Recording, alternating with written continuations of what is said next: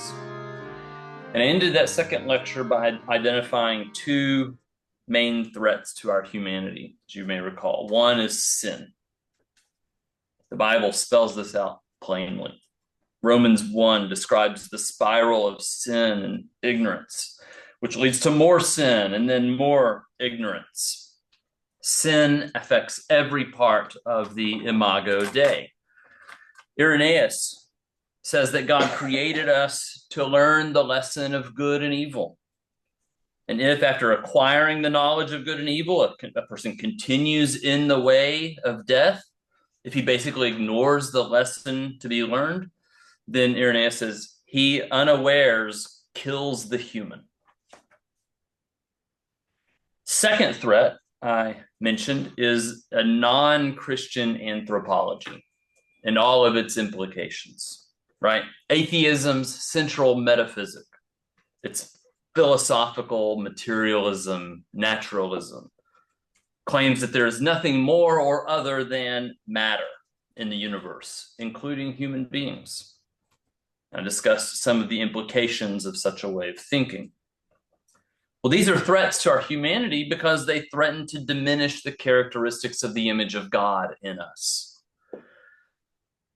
And then tonight, I want to suggest a third threat that I mentioned only briefly in week 2 as a teaser of sorts at the end of those, probably both lectures. And I just said certain technologies. Certain technologies, not all technologies are created equal. A spoon, that whiteboard over there, y'all can't see it, but you know what a whiteboard is, like a spoon. I don't have either one, but you know what they are. This lectern, these are all technologies.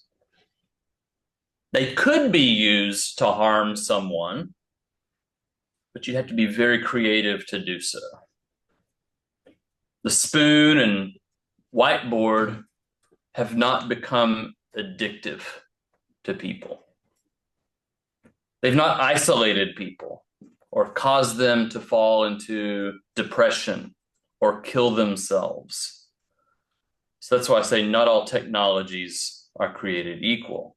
Today's digital media and technology have done all of those things. They're capable of doing those things. So the technologies that threaten our humanity are the ones that threaten those essential characteristics of the Imago Dei. So I submit for your consideration, these are the technologies that we should be most concerned about, right? Especially when technologies are combined with one or both of the other identified threats, right? I identified 3 threats. One, when technology is wielded by sinners for sin, including pride, the lust for power, the lust for money, and on and on. Or when technology is wielded by people who have no belief in human nature as such, who think humans are nothing more or other than mere matter to be manipulated and controlled or put in a vat and given electrical pulses, like so many other natural wonders and phenomena that we seek to master and then utilize. So to be clear, and there's some like if-then premises here, I'm kind of forming an argument here, but one that I think is just review. If our telos is to glorify God and enjoy him forever, then the image of God in us is a reflection of that purpose. And the qualities we identified as being aspects of the image of God are means to that end. As the image of God, we possess and use those qualities in God-glorifying ways. Again, our God-given intellect and affections, our moral conscience, the sense of divinity, our capacity to procreate and co-create, that is to work and to produce, to be in meaningful relationship. These aspects help us toward our ultimate telos. We have them so that we can be in communion with God. We glorify and enjoy God by means of all of those things. Think about it. Our affections that we can love, that helps us love God. Our capacity to love and be loved, our attraction to the good and the true and the beautiful, and so on. So do digital technologies overall help develop these characteristics of God's image in us, or do they diminish them? Think of the digital media or technologies that you use most. Do they sharpen your intellect and make you wiser? Or do they attenuate brain function? Do they help you cultivate the virtues of faith, hope, and love, prudence, temperance, courage, and justice? Or do they instill doubt and despair and increase hatred and anger, folly, resentment, and extremes? Do these technologies make you more creative and productive and want to work harder? Or do they encourage laziness and outsourcing of our creative capacities? Do they encourage meaningful relationship and embodied face-to-face connections?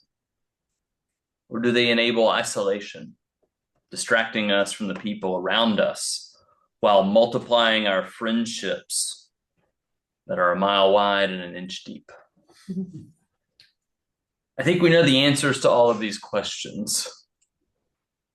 Of course, there are exceptions. I'm speaking in general terms here, but I think we know the answer. And that's sort of the thesis of my talk tonight. I will dig in deeper on this, but that's getting to the point here. So if the image of God can be diminished in us, if our thoughts and words and behaviors influenced by our environment and circumstances can chip away at what it means for us to be human, then we should be wary of any technologies that contribute to that process. They are threats and should be regarded and treated as such. That doesn't mean we can never use them, right? So whatever I say, I'm not saying that. It means we should be careful how we use them and what we use them for. It means we should regard these technologies less like a spoon and a whiteboard, which is how we usually tend to embrace them. As if they're harmless. We should regard them less like that and more like a knife or a gun. Very specific uses, but very harmful in the wrong hands and with no restraint. As a society, we have a very unhealthy relationship to digital technology. So I talk in the article, if you read it, and some of this will be review. If you haven't, this is what you get to look forward to. But our culture is what I call technophiliac, which is just to say we love technology. That's the default position.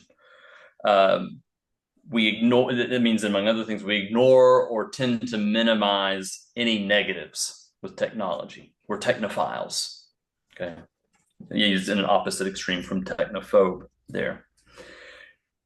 I'm quoting here from Neil Postman, who says, to embrace technologies with no questions asked, which is what technophilia is a form of stupidity. So, long quote. In the past, we experienced technological change in the manner of sleepwalkers. Our unspoken slogan has been technology über alles, and we have been willing to shape our lives to fit the requirements of technology, not the requirements of culture. This is a form of stupidity, especially in an age of vast technological change. We need to proceed with our eyes wide open so that we may use technology rather than be used by it. Instead, we need to remember something our society has forgotten. Every technology has a downside. As Neil Post, and that's probably the one thing I would want to get across about technology, that a technophiliac culture doesn't usually think about. Every technology has a downside. As he puts it, every technology undoes something. What it undoes might be a good thing. It might be a negligible thing. I mean, we can talk about what the spoon undoes, all right? And we'd be like, well, it doesn't matter, okay? But it undoes something, all right? Everything undoes something as it does something. There's also another reactive effect. Going a bit further, I have surveyed ancient stories of technology and found 3 recurring themes worth considering. All 3 of these can be found in Postman.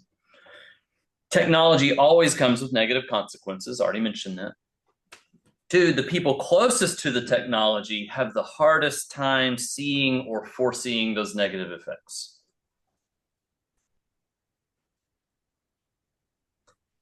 And 3, they and the people in charge have incentive to ignore or suppress those results, for they have the most to gain or lose. For this reason, I would say, to use Postman's term, technopoly, I would say it is a top-down, mostly top-down enterprise.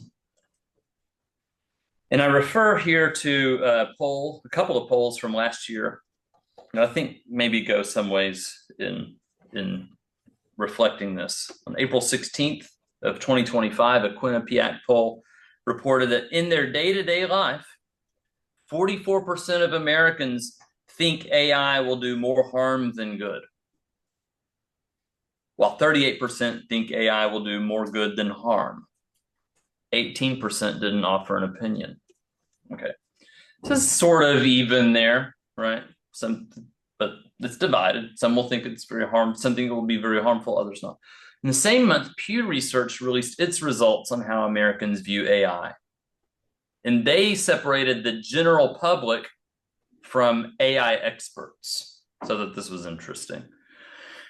Only 17% of the general population of American adults think that the impact of AI on the US over the next 20 years will be positive. Say that again. 17% of the general population think that this is going to be a positive thing for us. That's a very small number. But when the so-called AI experts were asked, 56% think that the impact of AI will be positive over the next 20 years.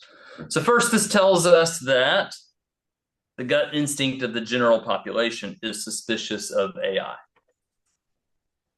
Second, the experts and those closest to a technology have almost always underestimated its negative effects.